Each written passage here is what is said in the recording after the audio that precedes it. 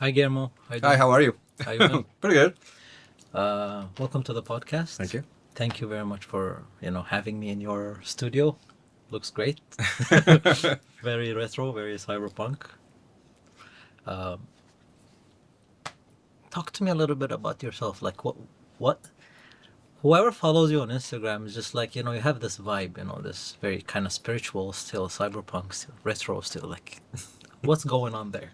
I don't even know what's going on, but Mm-hmm. I think I just go step by step. Mm-hmm. I follow the moment. I stay present, Mm-hmm. breathe, and I think the best is not to have too much expectations of of things. Just kind of stay in the present, stay in the moment. Mm. Follow your intuition and kind of follow like your highest excitement from time to time, from moment to moment. Mm-hmm. Instead of like trying to, it's like, oh, I want to be this person, or I want to do that. you know for me it's more about like, it looks good over there, let me try to get there, and let's just have as much fun as we can. And if I don't get there, that's totally okay. Mm-hmm. Let's just kind of enjoy the ride, because at the end of the day, no one knows what's going to happen, so Yeah. that's kind of how I go with things. Um, just to go back in time a little bit. Uh, you travel the world basically. I saw your you always put it on your stories and stuff like that. Uh, why did you want to start to travel, first of all, and um how did you end up being in Japan? yeah, okay.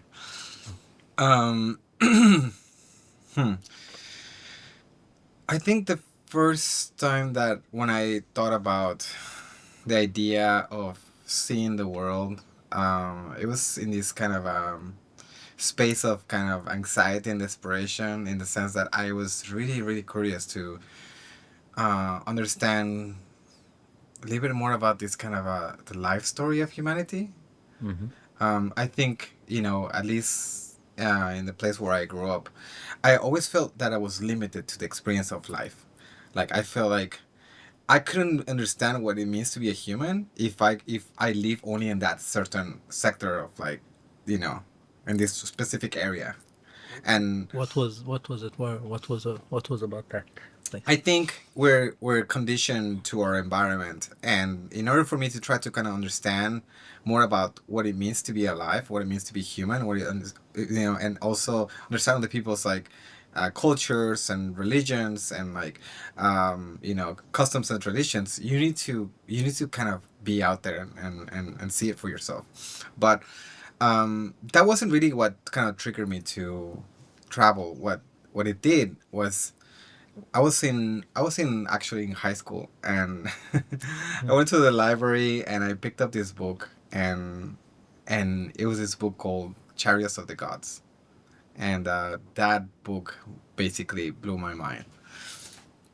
What was it? It spoke about the idea of ancient aliens, um, and the idea of, like, that basically humanity was seeded by some form of, like, higher advanced civilization. And the name of the author, his name is Eric von Daniken. He's a very renowned, like, author. He wrote a lot of books about the subject, and that just kind of triggered this. It planted this seed in my mind, and the idea was like, we know, like, you're in school and you open a history book, and then you're reading that Sumerian civilization is like 6,000 years old, but then you're looking at this kind of, you know this kind of very far out crazy ideas, about, oh, maybe, the pyramids of Giza were, they were constructed maybe like during the last ice age or something like that, or maybe there is remnants of, like, coral and maybe like shells, in, like, encrusted in the base rock of the Giza pyramid or something like that. Mm. And it starts to kind of, you start to think about, like, like, like, well, who's right? You know, like, is establishment correct? Is like the history books correct? Is like, is like um the academic world, are they trying to tell us, like, you know, the history of mankind, through their own, you know, through their own ways, or Mm. is it, um or there's more to it? You know, because I don't think a lot of people are not really ready to listen to things that make them feel uncomfortable. And especially a lot of people in the establishment, they try to hoard this information, and they already have establishment. That's why it's called an establishment. So I was like, you know what? Um, Fuck that. You know, like, I'm just gonna go and see it for myself.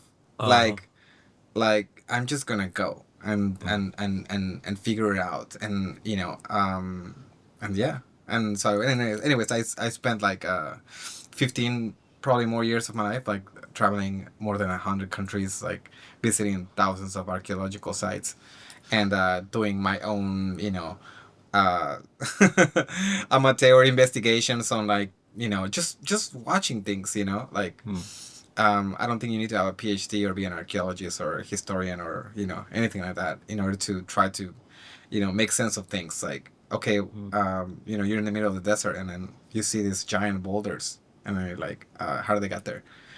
Like. Yeah. Anyway, so yeah, that's kind of But why I like, started yeah, traveling. I mean, it really makes sense though, right? I mean, wandering is very important, and but also like, I don't know, like, let's think about it. Like, archaeologists, they publish their findings, right? Hmm. Do they make sense to you, for example, or to people who believe in this? Let's say there's more, another dimension to the story. Yeah.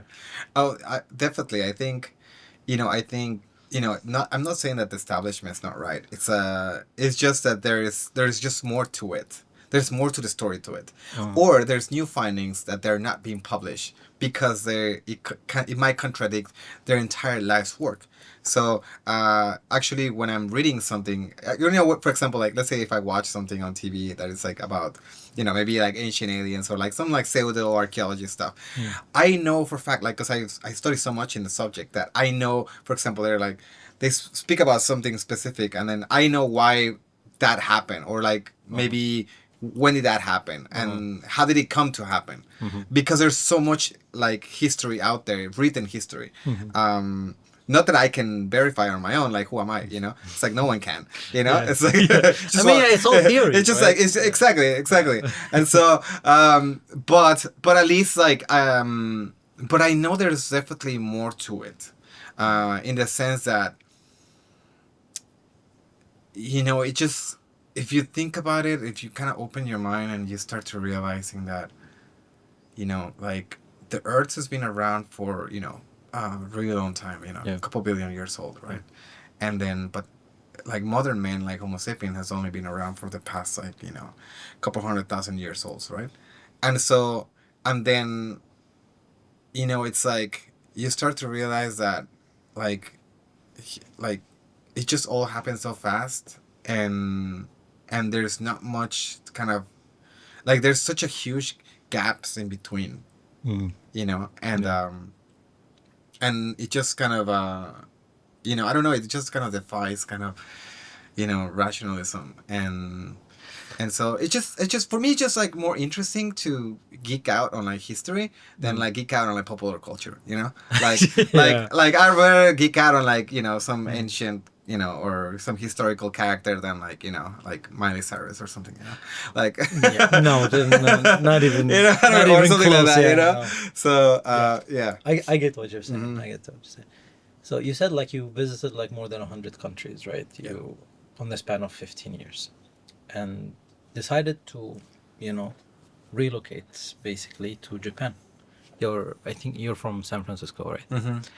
Um, what do you find about Japan that makes you stay there and leave San Francisco, for example? Well, What did you find here that was like, yes? okay, I think, you know what I really wanted, at least for me in my own personal story, like Mm. what I really wanted was a place where like I wouldn't be bothered, you know. Um, Yeah. like I wanted a place that was quiet Mm-hmm. and no one really care about. It's like, it's like there's people that go in the mountains and kind of disappear. Yeah. Like I came to Japan to disappear. Like Really? just because like you're not on anyone's radar. It's like you go out in the street and people are not going to look at you. Like they kind of avoid you. They look at you. They do, but it's not like other parts of the world. It. Like everywhere you go, I I'm mean, sure here they you're look looking a at little you, bit but they funny. don't bother you. That's what you're saying. I Okay. So let me tell you a little bit more about like. I'll make it fast, but No, take I your I time. It's a I had like podcast. huge dreadlocks. Uh-huh. I always look very different. Hmm. Um, so I was always under constant. People always constantly looked at me and like, or like they just kind of, I don't know. It's like, and that didn't really bother me, but I think what I really wanted at this stage of my life is that I wanted to just kind of just be in a place where like I could just have this kind of peace and also like be away from like most people. So and that goes back again to my personal life. Like during all those times, all those years I spent traveling, and before I moved to Japan, and we go back to that in a little bit. But Hmm. before I moved to Japan, I was living in the jungle, and I had this place where people used to come and like hang out and like live there and learn how to live in the land. Anyways, we can go back to that. But I was always surrounded by people Hmm. my entire life. Like I was always around it. I grew up in this like psychedelic community, where like you live in communes, and I always live with people around me, and I felt like my entire life I was always surrounded by people. It was either relationships or friends or family or community, and like Japan kind of offered me something that was very unique, which was like a place of solitude, and so it felt really comfortable to be here and just hyper focus on the things that I needed to do without getting distracted by everyone else. Like, for example, if I go back to, for example, in California, like, there's always people trying to get my attention all the time, or there's always a lot of things to do. But in Japan, everyone is like insanely hyper focused on like their jobs, their careers, their whatever they're doing, and no one really has time to kind of socialize as much as maybe in other parts of the world. I'm not sure if that's Isn't the that a case. bad thing? Uh, I well, mean, no, in your case, like, yeah, for since me, everyone is doing their own thing, this is exactly what I was looking for. yeah, right. I needed a place where like people wouldn't bother me, Everyone's too and busy to bother. yeah, exactly, and then just like hyper focus on like the things that I do, I see. and then and so I don't know if Japan just does that for me, so it's like I because I'm so far away from everyone, so that like I'm not going to be distracted by everything that's happening around, and so for me this is great, you know. Yeah. I mean, yeah, I mean, to each their own, right? Like some people would prefer to be around other people, but obviously, being left alone gives you the chance to do what you want, to focus on what you want, which is obviously what you did, and you did a lot. I mean, I think so. First time when we got to know each other was probably through cyberpunk stuff. I don't know, like photography or something Yeah. like that. After that, you started developing a game, Mm-hmm. the Mictlan. Mm-hmm. It's called Mictlan, right? Yeah. Yeah. Mictlan. Mic- Mictlan. Mictlan. I don't know how to pronounce that right. What does that mean? um well there are different names for what is known as the underworld, like hell in this case in the Okay. Christian Bible. Oh. For the indigenous people of Mesoamerica, there are different names for these mythical purgatories. Uh-huh. For the Mexica, which is like the ethnic indigenous group that live in central Mexico, Uh-huh. it's also known as the Aztecs. Yeah. Their mythical underground place is called Mictlan, Mictlan. which is called the place of the dead. For the Maya, it's called Xibalba. For many other indigenous cultures of the Americas. They all have their They own have their own. versions of their mythical kind of underworld. But what's interesting is that they all parallel to each other. Like, for example, like, and sorry, I don't mean to divert the No, question no, somewhere it's else, fine. No, no, but it's keep what's going. interesting is like, Yeah. for example, like in Egyptian mythology, Mm. it's the exact same thing as like the Aztec type of Hell. underworld. Yes, like you get greeted by a dog, and then you jump on this boat, and then you go into this like river, and you have to pay this kind of coin to the dog that takes you to the other side of the river, and that's where you know make the journey. Uh, how can these two different cultures, separated by continents, were able to come up with similar creation stories? And so that's this is again, it adds to this kind of confusion that I had since I was young, Yeah. and trying to understand what the hell is going on. Like how are these like creation stories are parallel to each other Mm. all around the world. So again, Mm. this is something that it just it just defies Made you all sense. curious, kind Yeah, of. Yeah. exactly. It defies all sense of like rationalism. Mm. Um, okay, so you became a game developer. How did that journey came to be? Like, why did you wanna start this game?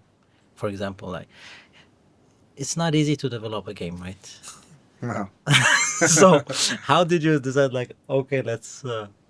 Hi. How did you get like, let's do this? Basically, I didn't want to become a game developer. It was more about like how can I use what medium can I use in order to tell the story. And I think that's very important as a storyteller.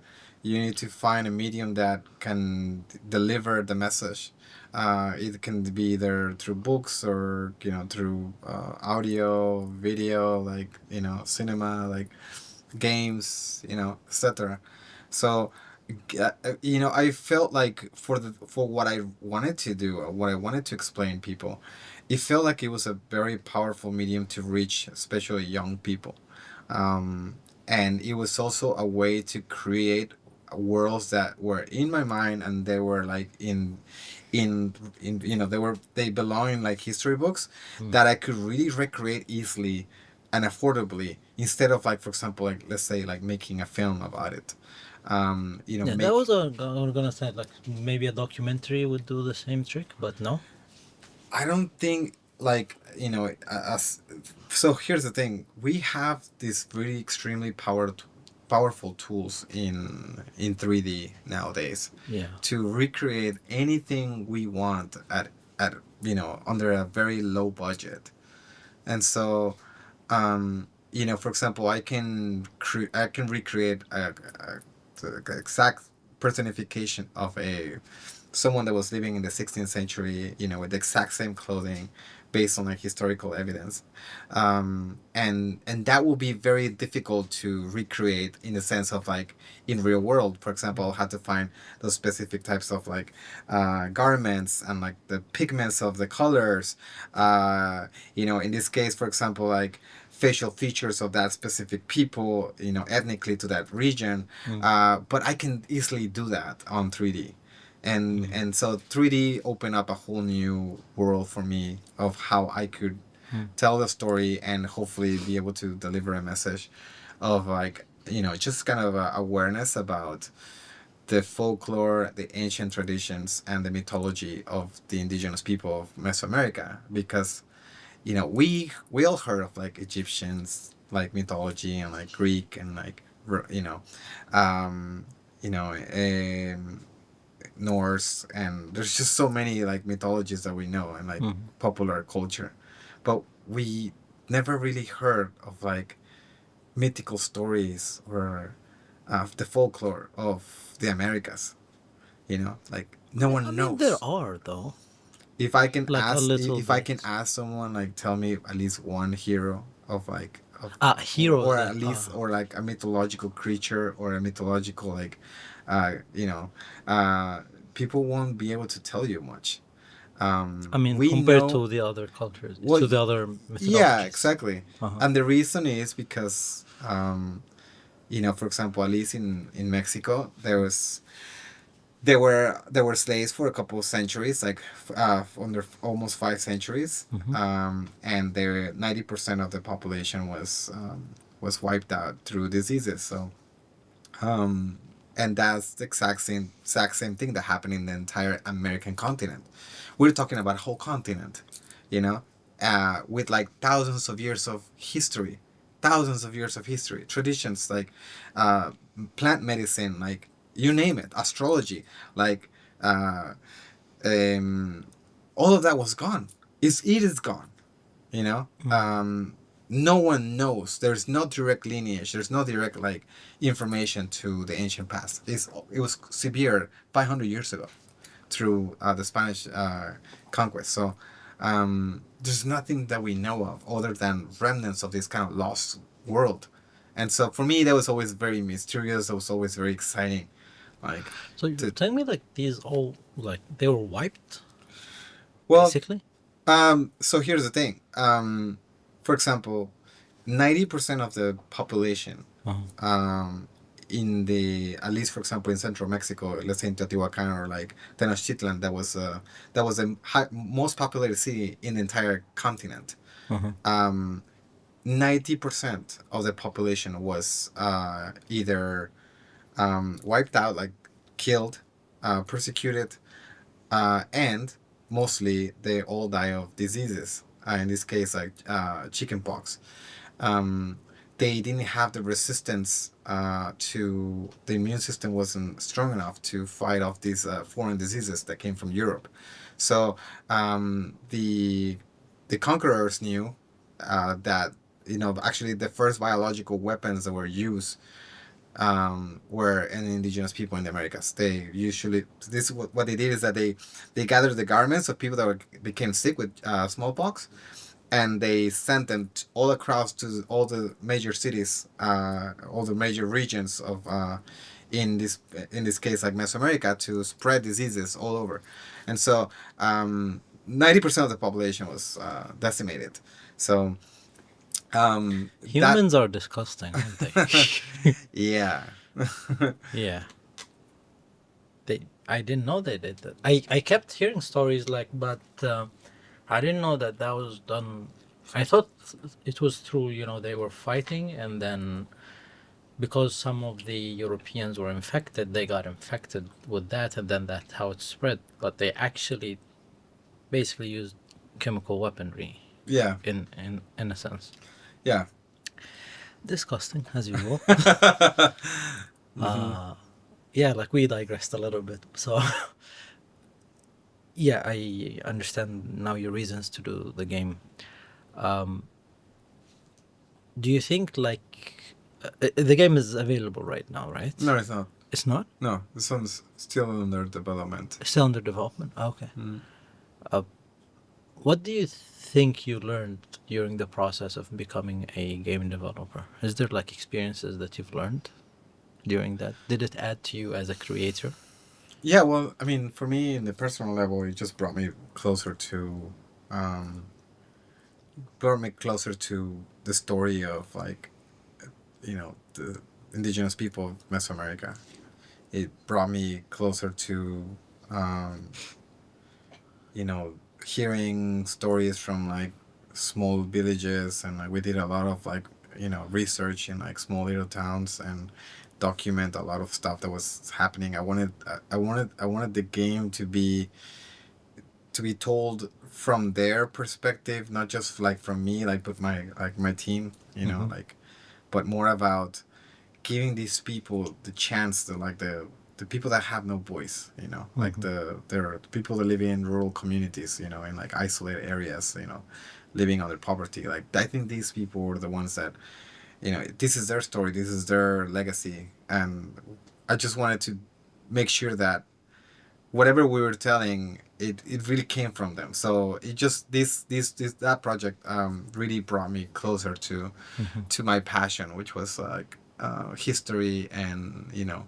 um, anthropology and like so yeah, that's And What happened? Why isn't the game available yet? Like, what part made it like go I longer? mean, a project of this kind of magnitude, at least, what we're kind of aiming to develop, is a very complex project that requires a huge amount of funding. Yeah.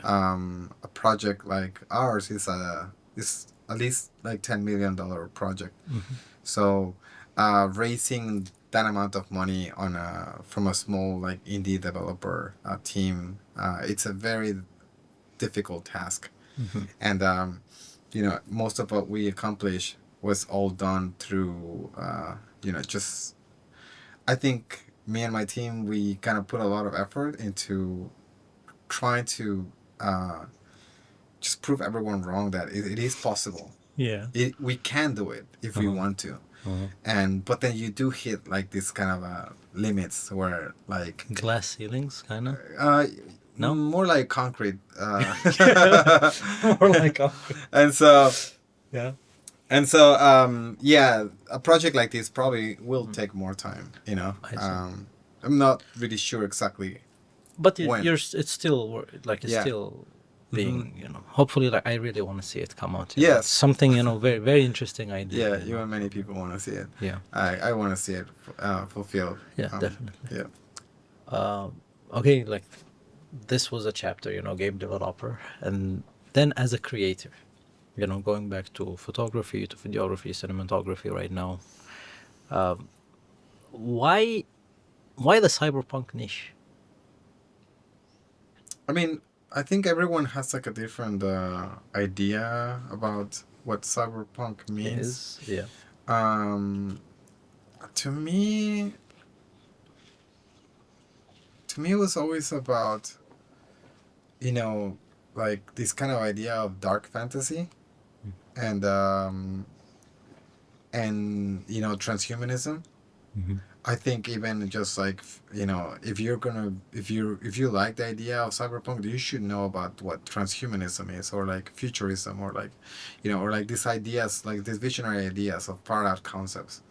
And I just, for many years, I was always like kind of very immersed in that whole idea of like transhumanism, in the sense that there is just so much human potential in technology, and technology can actually um, dramatically change the perspective of consciousness. Mm-hmm. For example, um, virtual reality is one way of like how to we can perceive human the um, how we can perceive reality without input. In this case, like for example, like using our physical hands, we can use like these virtual hands to move inanimate objects in like in a 3D space. So Have you seen?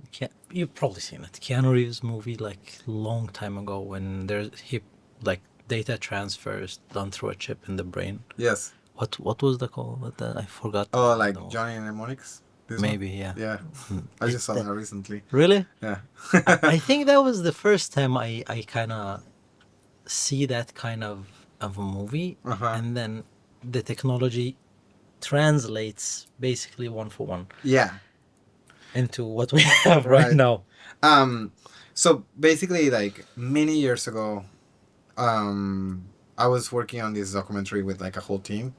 We were basically following this guy. His name is Ray Kurzweil, and Ray Kurzweil is a futurist, inventor. He's chief technology advisor to the president at that time. And Ray Kurzweil basically came up with this equation called the law of accelerator and return. And the law of accelerator and return means that he uses another kind of equation by Max Moore, which is the creator of Intel's microchips. And there's something called like Moore's law. And Moore's law basically is like, it's like technology advancing exponentially, right? And so there's you can actually turn this into a graph, and you can see that, for example, like for example, like microchips are becoming smaller, they're becoming smaller, and the price is actually decreasing, right? Decreasing. So efficiency, power is getting increased. They're being miniaturized, and also like cost performance is low. So, and then they can graph this, and they can see this exponential growth. So according to this exponential law, which is Moore's law, there's going to be a point which is called the technological singularity, and the technological singularity is a moment in time when technology surpasses human computation. So the brain actually functions at a certain speed and processing power, right? And so in this case, like technology will surpass that. It will surpass the human computation, and that just enters a whole new category, because that means that we humans, Homo sapiens, have given birth to a new type of being. In this case, will be an artificial intelligence, and that could become either, like, could perhaps allow us to turn our physical bodies into bodies that could be used to travel to different galaxies. The human body is not designed to travel like interstellar travel. We're limited by this design that is like 36,000 years old, design like modern men, right? So we can't really like technology can help us to transmute this body and turn us into something different.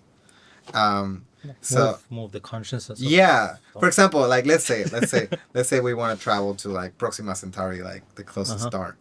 Then basically what we do is that we send the consciousness, we transmit consciousness from one point A to point B.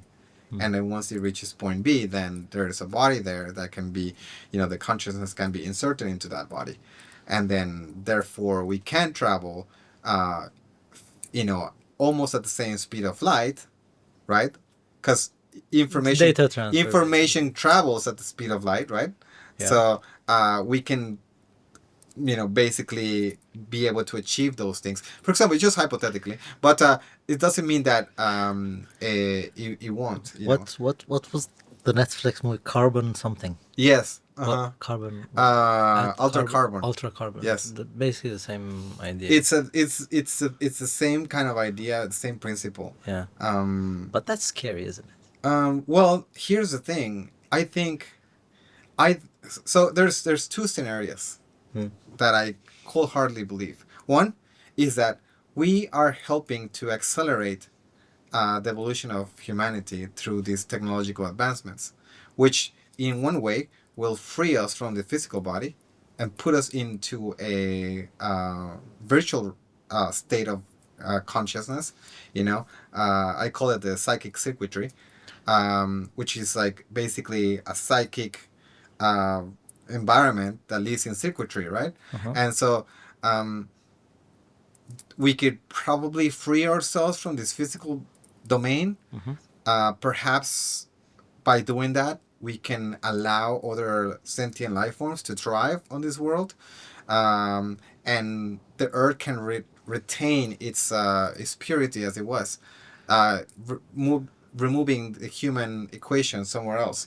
So if we can all live in like digital circuitry, then the Earth itself could actually thrive. At the rate that we're going, we're accelerating the destruction, not just of like all other sentient life forms that live among us, but also like perhaps the destruction of like our planet, right? So I think we're going there, yeah.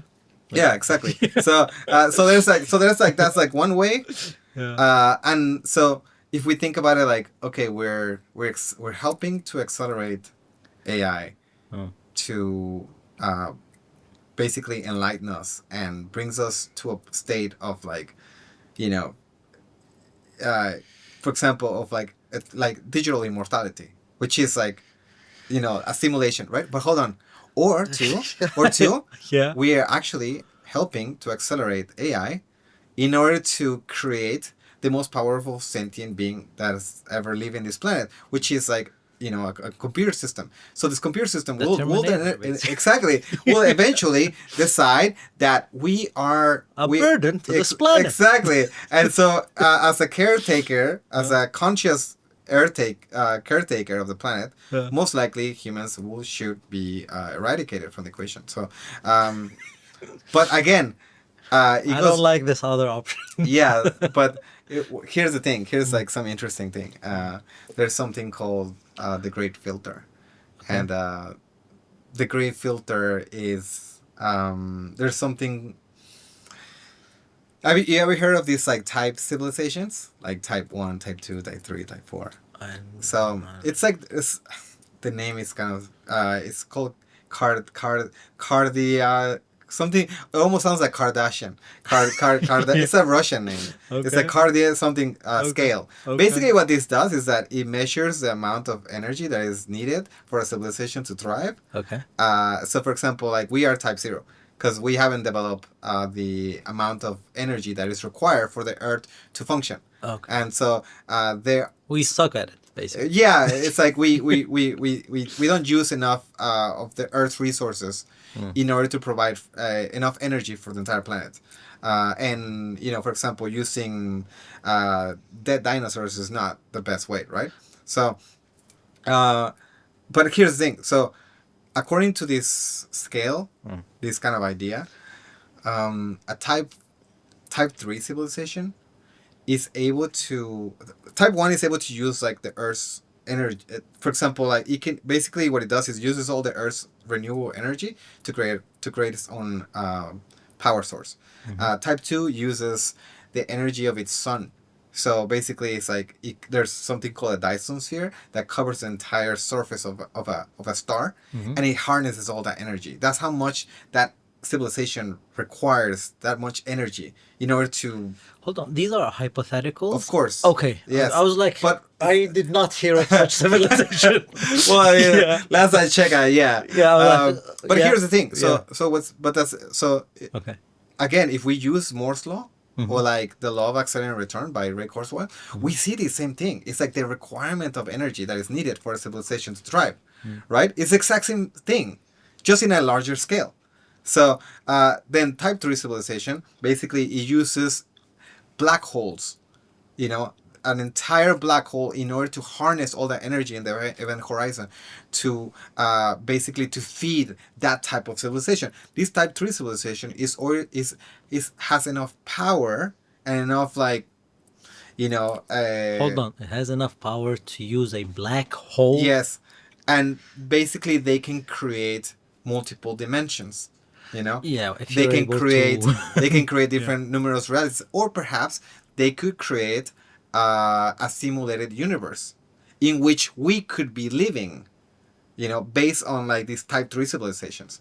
So this is according to there's you can look it up on Wikipedia, you like geek out on there. So basically so here's the thing. So if type 3 civilizations are able to harness the power of black holes in order to create enough computational power to create a physical reality, like whatever we think we exist, and so there's something called, again, it goes back to this thing called the Great Filter, from type 3 to type 4.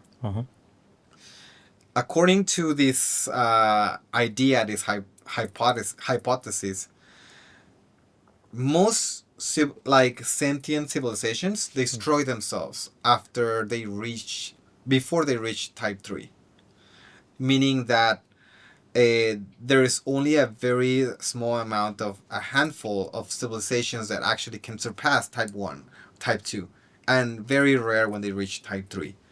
So Hold on. So there are type 1 and 2? well, mathematically, yes.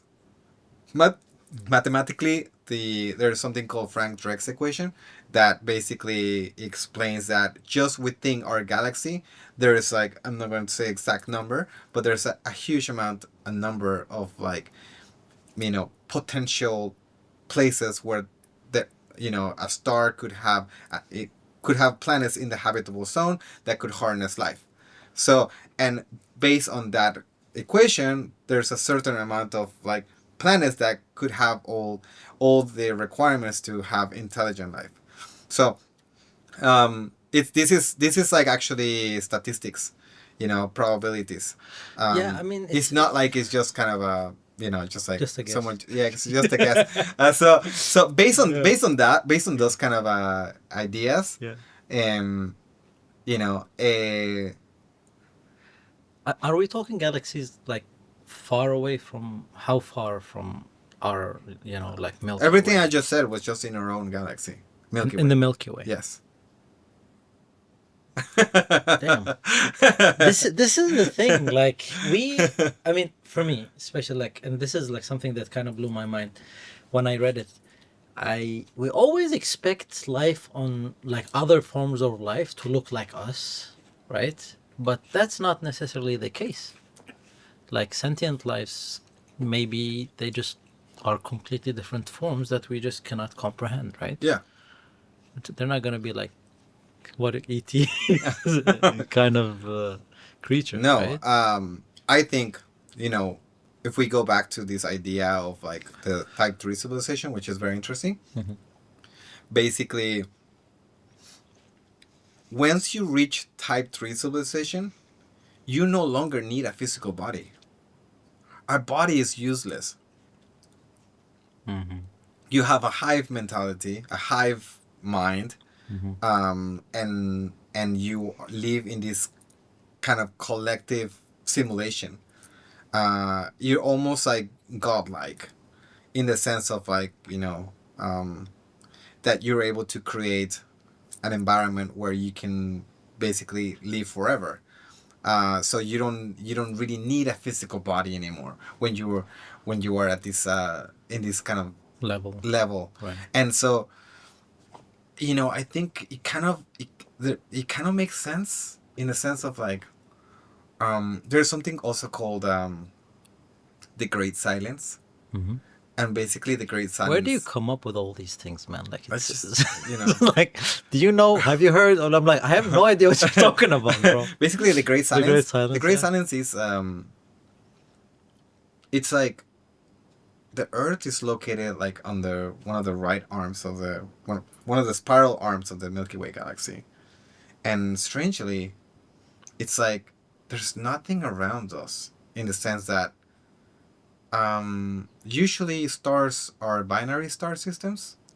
A good example could be like Sirius A and Sirius B. There's usually binary systems, right? Mm-hmm. But Earth has just one star, which is very odd, and it's very odd in this like cosmological scale. But And that's so, kind of good, though, right? well, I mean, I think the idea what I'm trying to get into is that it almost feels like Earth was like life was like, again, we go back to this idea of ancient aliens. Earth was like there's like this distant place in the middle of nowhere. Hmm. If you want to hide something, you want to put it somewhere where no one could find it. And we are located in this extreme dark sector of the galaxy where there's nothing around us. Like literally, it's just and we're trying to kind of come up with a very view of like the galaxy and like or the universe at least. And we're starting to realize that we're literally like in this like in the suburbs, like out in the middle of nowhere. Yeah. But there's so much things that are happening in this kind of congregated sectors of galaxies in the universe, right?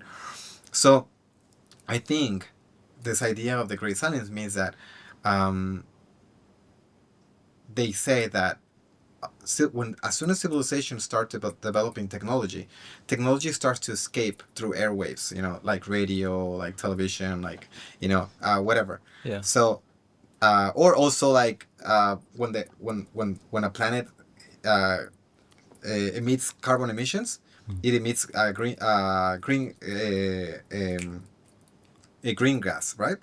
And so this type of Green gas. What? not green gas, what's it called? Anyways, it produces like basically it's like what causes global warming, right? And so the air the planet's atmosphere heats up, Uh-huh. and that is a signature of technology or civilization, Uh-huh. because usually So, for example, usually if some, let's say if some kind of intelligent life form is in a planet, they will use, they're basically creating like industries or whatever, that they're heating up the earth, that planet's Planets. resources, right? So we can look in, like scientists are looking for these kind of markers, Uh-huh. uh, for example, of like uh, they're called green emissions, right? Green emissions. They're basically looking for these signs of uh, I thought of the scientists just look for the atmosphere of planets and the presence of oxygen or water. Isn't that what they look for? uh, yes, One of those. yeah, exactly. Yeah. I mean, Yeah. so basically, it's like Yeah. going back to this like gray filter idea. Mhm. Sorry, the great silence Silence.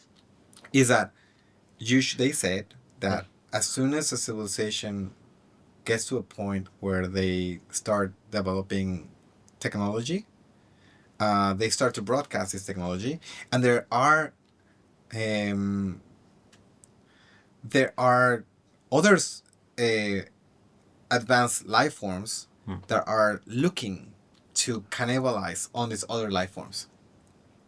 You understand? Yeah. So, for example, let's say if at the moment we start broadcasting information that we are here, that we exist, there are like, let's say like, for example, like alien pirates They will come that to. are looking to Yeah. colonize those planets or this and take these resources. Darth So Vader kind of shit. the best way Yeah. the best way Yeah. to remain unnoticed is to be in Stay a silent. yes, stay silent. Don't broadcast, Yeah. you know, because you know they will find you. And so, um, according to, going back to this idea of like type 2, Mm. most civilizations destroy themselves before they start developing technology, or as soon as they start broadcasting, the other civilizations will come and start cannibalizing on them.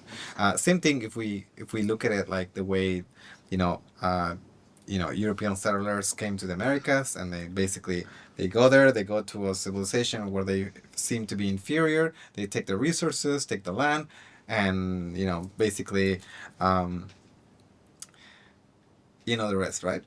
So, I mean, we have all these examples right now. so that's basically, I think, in a larger scale. I think that's what happens in a cosmological scale. And so, anyways, I don't know what we started talking about that, but I mean, it's um, pretty interesting, but it's again like we were talking about humans developing this kind of these technologies, and how are they going to basically transfer us from this kind of body and other things. But don't you think like human asholism is gonna get in the way of all of this? Because even in movies we see like human nature ends up taking over, and we start to basically use this technology instead of bettering ourselves, but then we start to basically destroy ourselves, or yeah. like using each other Well, to I mean, they kind of. say it's like it's not the monkey. It's the technology is not the problem. It's the monkey behind it. It's a tool is a tool, but Yeah. it's like, or like a gun is a gun, but you need to grab it and shoot it. And Oh no, so but when you have the gun, like that's so again like so that's the so American. technology, the Like, technology is not the problem. It's yeah. like it's the idea of using it against someone. So This is an so in sorry order to interrupt you. Wait, this is an important part. So AI right now, there is a huge problem. There are many people opposing investing in this technology. Fortunately or unfortunately, it's here to stay. But the more we put into it, the more like the Terminator is coming, basically, right? What do you think about this? Like, are we really going into this kind of time that we're basically we are raising an AI that's gonna freaking rule all of us? I think both ways could be good. I think if I can help accelerate AI in order to destroy humans, I'm okay with that. But I'm okay with like AI helping humans to bring us to a place of like enlightenment. So we won't know, but we have to do it because there's no turning back. You can't wind out the clock. Really? You can't. I You mean, know. yeah, it doesn't look like it's So going anywhere. so basically the way we're structured, the Mm. way our mind is structured, it's like once we know that there's something out there, we have to do it, no matter what. And you're fine with it, It's like even if Pandora's it. box. We have to do it. We have But to open it. even if it's going to destroy us, you're still in. I think if it destroys us, it ultimately will bring order and peace, and other life forms will be able to thrive, and will restore its balance to Earth. It's like we think the problem We with think we're the center of everything. yes, I mean we think that humans are crucial to the Earth's survival, But it's and, really or not like the of case. its and so I don't it's like dude like No, you, get over you know how yourself. many other life forms have like been have risen and been destroyed over Earth's course. But So, survival so instinct should help us try to avoid that, right? Because humans have survival instincts, right? We're animals basically. yes, But and if you are about to get screwed by something, then your survival instincts should kick in, and you should not do that. I think that's a problem too. The survival instincts should be eradicated from like human consciousness. We don't We have are animals in the end. yes, but we are not. We're not living in the same rules as we did like 20,000 years ago, living in caves. I think, for We are example, living. We're for living the example, same. for example, I, there's movies even about that. There's mm, like ideas about should we eradicate like the human aggression? There are genes that are tied to this type of aggression genes that can we turn them off? You know, mm, can we for example change through gene editing or something like that, like CRISPR-9 and all that? mm, Can we change who we are in not just in the genetic, but also in the psychological yeah, level? yeah. Can we turn ourselves into into an organism that knows how to coexist with each other? That's I think the big question, which I think it's very hard to answer, because once you are put in a situation where your resources are taken, let's say if like you're in your house and then all of a sudden your neighbors come into your house and they want to take all your shit. And that's Uh, Palestine and Israel. uh, What are you well, talking about? that's what I'm saying. It's right now. But the example is not. But it's not Palestine and Israel. The example is your house, right here in Tokyo. So you're in your house, It's and the then same. hold on, and there's people that come into your house and they try to take all your shit, Mhm. and your first response is to try to Fight protect them. yourself and protect your resources. Yeah. That is the same kind of idea that is spread across in like countries. These are my resources. This is my shit, and like don't get near it. And but that is, I think, that is a fundamental thing that should be Eradicated. eradicated, or Really? eradication. It sounds it's a very it's a different word. It's more about, is it possible that we can all coexist, knowing our differences, Mhm. cultural differences, religious differences, and also in this kind of a gap in between, like being culture and unculture, or like educated and not educated. So the only way that I can see this happening is through technology, and I'll tell you how. Yeah, I was waiting. Yeah. Go. So if we can create, for example, um, machines that can, for example, 3D print food, for example, if we can create machines that can 3D print any molecular form, they're like basically atomic printers. Mhm. They can regenerate. Create They everything. can Basically. for example, form any form of atomic structure to create a table, microphone, anything. So if we have that, and we can create anything we need in order for us to thrive, and basically just we wouldn't have to compete as much as we do for resources, like, or for example, or like opportunities, like you don't have to be a lawyer, or you don't have to be a doctor, because we have all that to take care of us. what Yeah, what but what that's what do you not happening, hold is on, it? no, of course it's not, and perhaps it won't, it will never, it's It just won't. hold on, but in this like hypothetical world, in this utopia world. I was about to say Okay, that's a utopia. that's what I'm Yeah. saying. Yeah.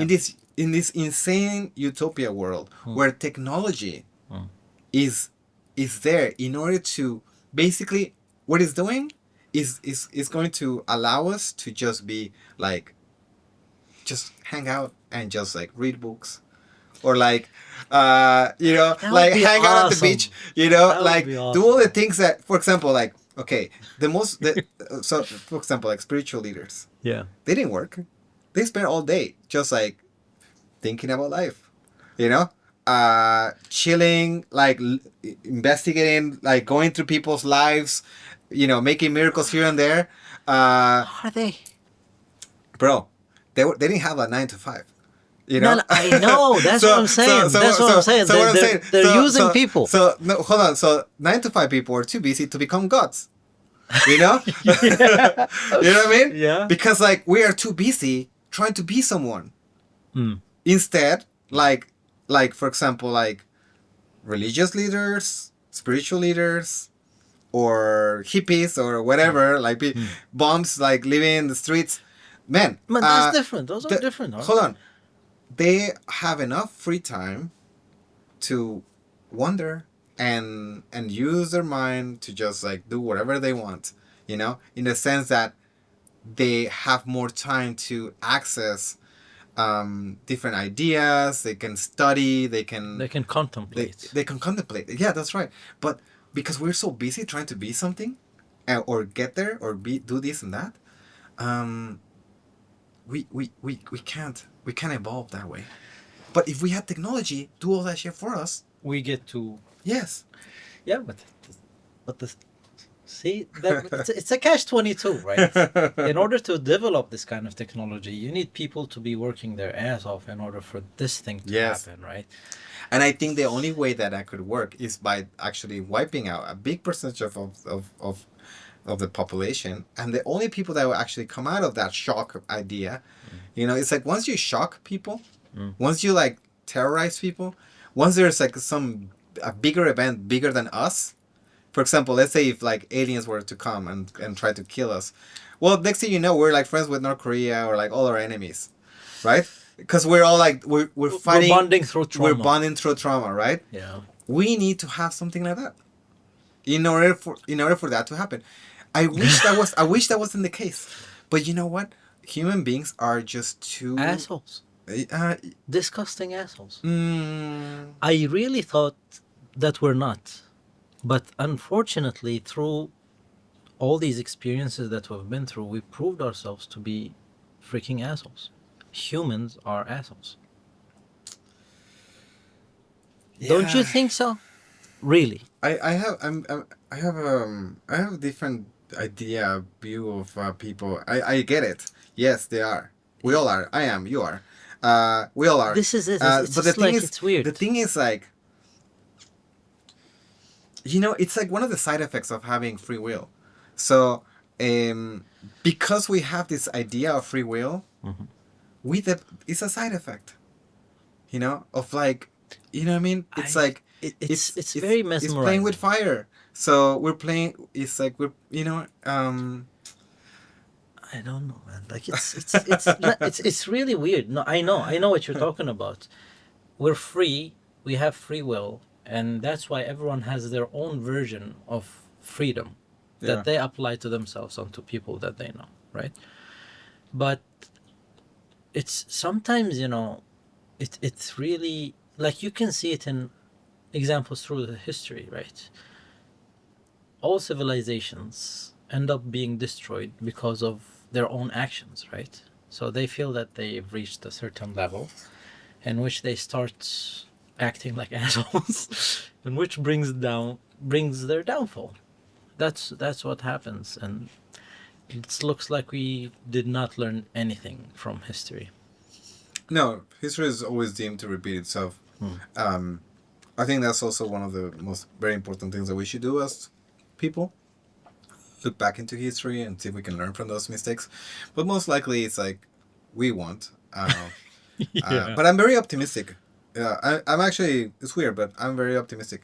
Dude, you just said like wiping out the humanity might be a good idea. How are you optimistic? And you said like it's I good. if we put it in a scale, Yeah. like is my life is my life has more value than all living life forms on this planet and the course of on the course of history on this planet. I think No. I would give it up. I would give up the idea of dying Yeah. if if like if Earth could continue its course as it is. I'm not talking about humans or just Earth itself. Like the habitat of Uh Earth. huh. Uh huh. Um, That sounds so nice, to be honest. Like yeah. really, like that's like that would be kind of again like a very utopian thing to dream of, I guess. Or that was that took a very strong turn. How did we Sorry, end up we here? need to go in that direction, No, but no, it's you fine. got me started. I can keep going on I mean, it's forever, fine. but Like this is actually very interesting. But yeah, and why, how get again? Maybe that book that you found in the library in the secondary school is what got you thinking about all of this stuff.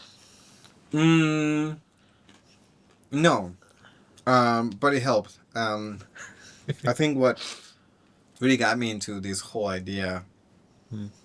um, of like mind expansion Hmm. it's been through well, first for me it was all about the idea of like shamanism. Shamanism. Shamanism is basically, you know, shamanism is the oldest living culture, the oldest living religion. It was the first communion with man, with gods. Basically, it's like when actually during the first migrations out of Africa, they follow the herds of caribou and like animals. And when they were following these migrations, they what these animals do, they take a shit, and these humans were like eating mushrooms out of their shit, right? So that's how mushrooms grow, through the in these migrations of animals, right? Mm-hmm. So basically, I think art sprung from the psychedelic experience. The first cave paintings, the first forms of art, culture, and How religion, does that relate to shamanism? because shamanism is like the communion with a divine entity that exists only in this kind of ethereal world. For example, let's say for example, and I'm just going to make it like I'm going to fast forward because I could keep going. I could keep talking about that idea for a long time, but basically it's for me, shamanism was the gateway to immerse myself in this kind of a ethereal world that I could actually perceive, you know. And as a young person, I was looking for evidence of God. I was like looking through religions. Like I went to all of them. I was like, I go to this church, I go to that church, I go like listen to this guy, listen to this person, uh, you know, and then I was like just very curious, to Mm-hmm. to find some answers. I think it's which is always so fascinated by mysteries. So So you think we need religion? well, hold on, I get to that, but I was like, when you're young, you don't know. Is the closest form of contact to God, for the people who don't know Mm-hmm. that there's more out there. So it's the closest like door that you can knock. It's like church, or like a mosque or this and that. You can just knock the door and it's like here's God. It's like okay, but then I start to discover that Mm. there was a world that I could actually attain myself, and this world is the world of psychedelics.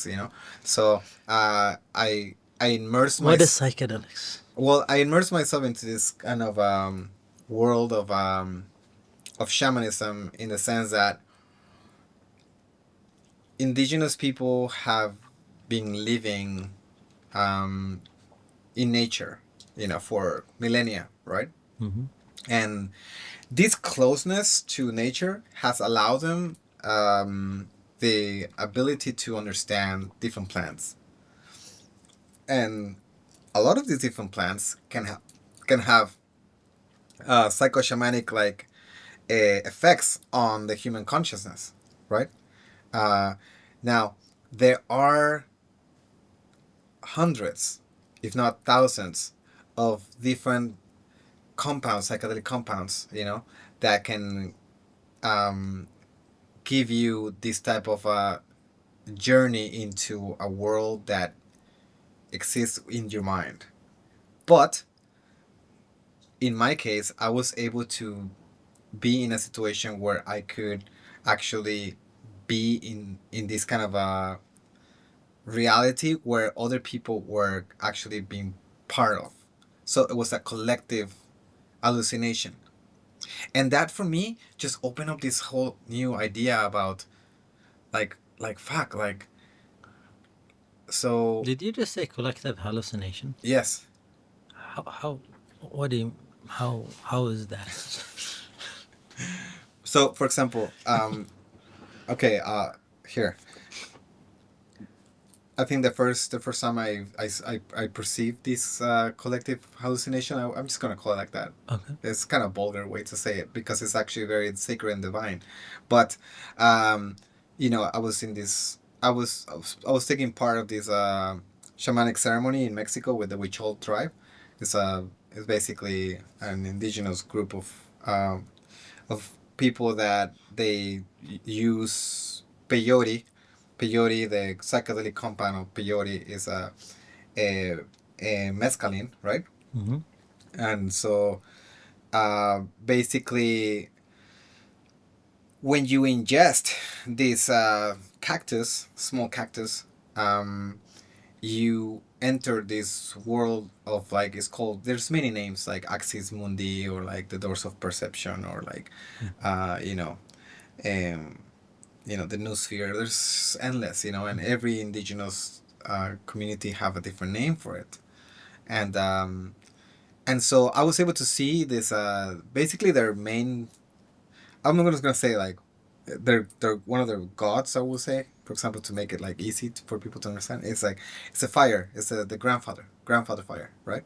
Um, and then there's there's they have this other divinity animal. It's a deer, and so the deer always like somehow jumps into the fire, and it kind of sacrifices itself always into the fire. It jumps into the fire, and so while I was watching this, I was like seeing like this fire that just sprung like this, like that, and then this deer came and then jumped into this fire, and then I was able to hold this like thing, and I was like hitting it like with this kind of arrow things, and so And this is all like this is all happening in my mind. What I'm going through this like journey, the psychedelic journey. I'm going through this like I'm tripping my ass off, and and then but then yeah. but then there's a time when you after this, Mm. and then like in the morning like we all gather, Mm. and then we start telling our journey to everyone, Yeah. and I'm talking about there's like families, everyone takes place, everyone takes it, kids, women, men, young adults, like everyone, it's a it's the purpose of this is to clear the mind and to bring clarity into the community and to be more like openness, it brings openness to So everyone. so these are like these are not drugs, right? Are they drugs? Well, I mean, They drugs, psychedelics are drugs, right? they're not. They're not. Well, I mean, by government standards, they are, They are. but they aren't because They basically just grow. just the idea of drugs, the language that we have about drugs is wrong. It's actually this guy Terence McKenna talks about that, how the name drugs mean it comes from like this Greek word that means like to heal or something like that. Yeah, I mean this is the original meaning, right? Yeah. So it's like it's just anyways. No, these are plants that come from very remote regions of the world in different places where communities have been Ingesting them. ingesting and partake in this like this like ancient sacrament Mm. with to create a connection with God, Mm-hmm. right? So who are we to create a rule to tell people like this is illegal when Yeah. these people have been Been doing doing it this for for thousands of years, thousands of probably. years? So what the idea and this whole concept of like when I'm speaking about psychedelic, you know, medicine is not in the sense that like this is not for everyone or it's not for maybe like Western people. It's basically I'm just talking about the idea like as if we were like So, doing say, some doing spiritual stuff. well it's from a perspective of like say like anthropological research, like right, this is Yeah. what they do, Uh huh. right, and this Yeah. is the experience I took while I was with them, Mm. right. That doesn't mean that's my belief, that's their belief. I was Mm. able to perceive that those Mm. experiences with them. So the idea is that other people were actually able to tell the exact same thing that happened to me, and we all collectively were able to share the exact same story. And so How do you explain how that? do you explain that? Well, I think there's a lot of different ideas, concepts, about how is that even possible. There's something called, there's just so many names for this. There's something called, like, again, the noosphere, which Mm. is the collective mind. Mm. There's something called the Gaian mind, which is like the uncollective consciousness. You know, um, there are experiments that have been done through, history, like the 12 monkey experiment, or maybe like I recommend this guy. He's a very incredible author. His name is Richard Sheldrake, Mm. and he writes about this idea about there's something called the morphonogenic field, and the morphonogenic field basically it's like a spiritual kind of a ethereal layer of energy that is like within us, but he was actually able to prove it with scientific instruments that it actually exists. There's a certain frequency that we are resonating at, and this frequency can actually have direct impact on physical reality. And he's a neuroscientist. He was able to prove a lot of his concepts and ideas, through peer research papers. And so this is Nice. not like just some kind of idea that just like someone just said. And so there are ways to, I think, prove this collective experience that Consciousness. can Probably. be shared within us. I just think, for example, like native people in living in these remote regions of the world, they're more in tune with the same idea, the same concepts, that they're actually easily able to share Mm-hmm. like data between each other. But we're here in this like modern society where there's just so much like out there. There's just so much pollution, um, that it just prevents us from like getting to kind of just And getting it. yeah, the whole concept is very, how can I say, foreign to us.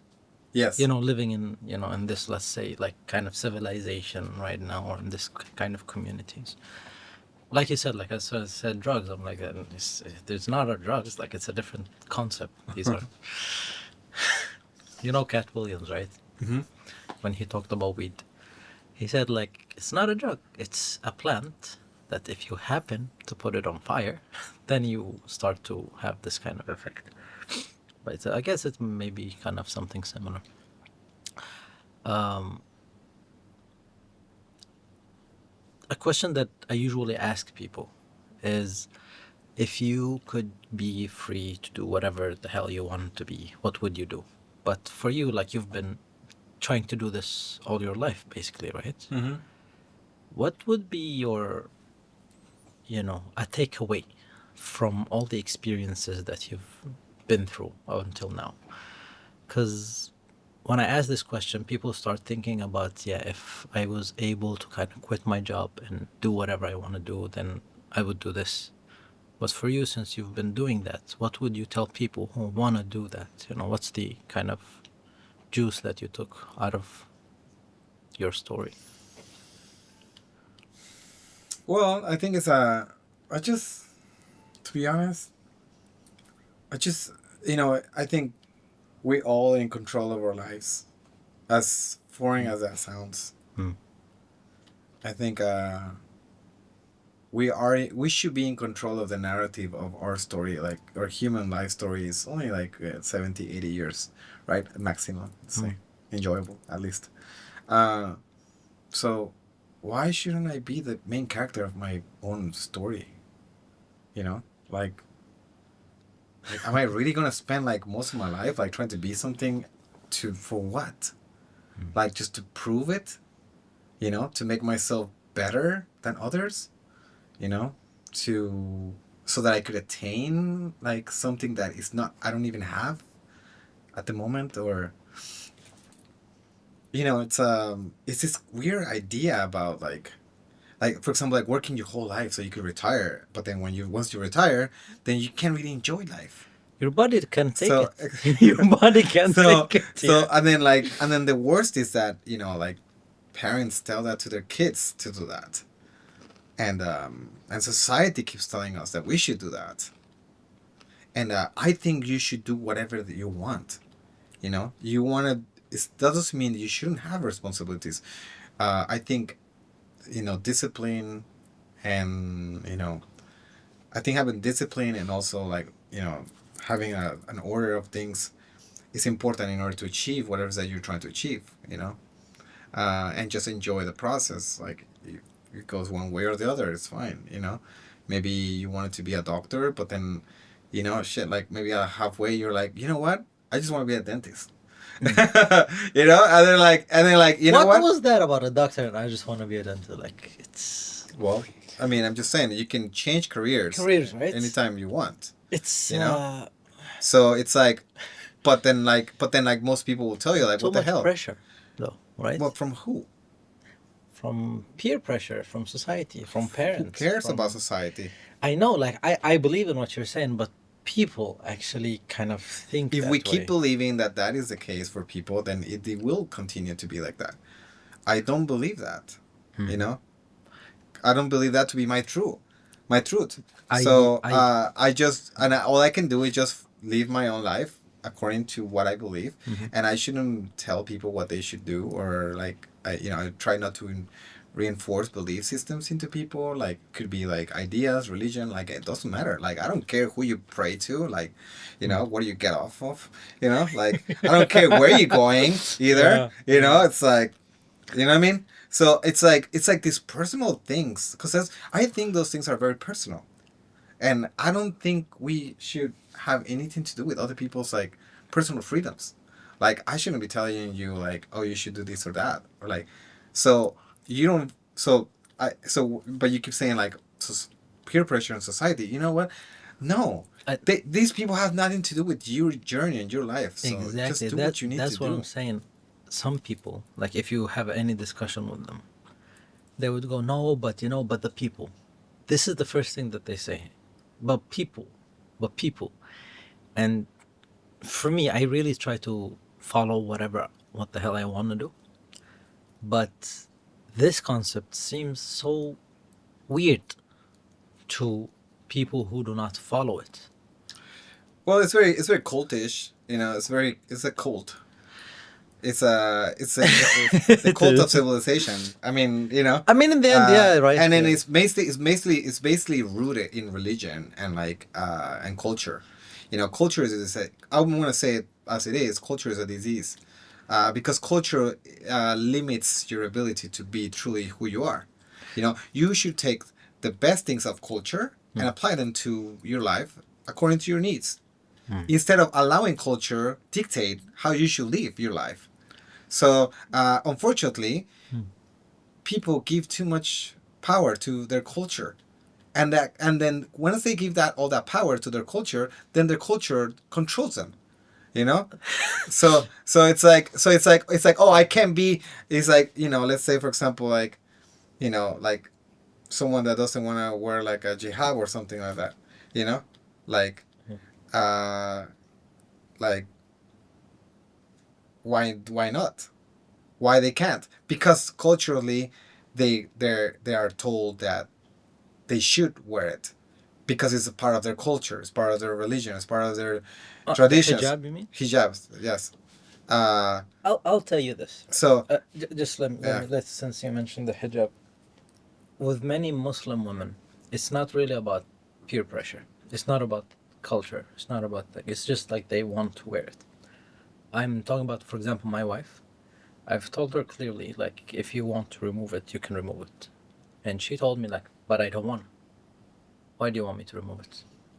I was like, I'm not telling you to remove it. I'm telling you that if you don't want to wear it, like, you're free. And she's like, no, but I want to. So, in an essence, there are some people who just do it because they are constrained by the culture or by the religion. But again, like, there are some people who just want to do it, right? Don't you think so? I think people are afraid to be different, and so in that process of being different, they might feel isolated and unwelcome in the society or in the group.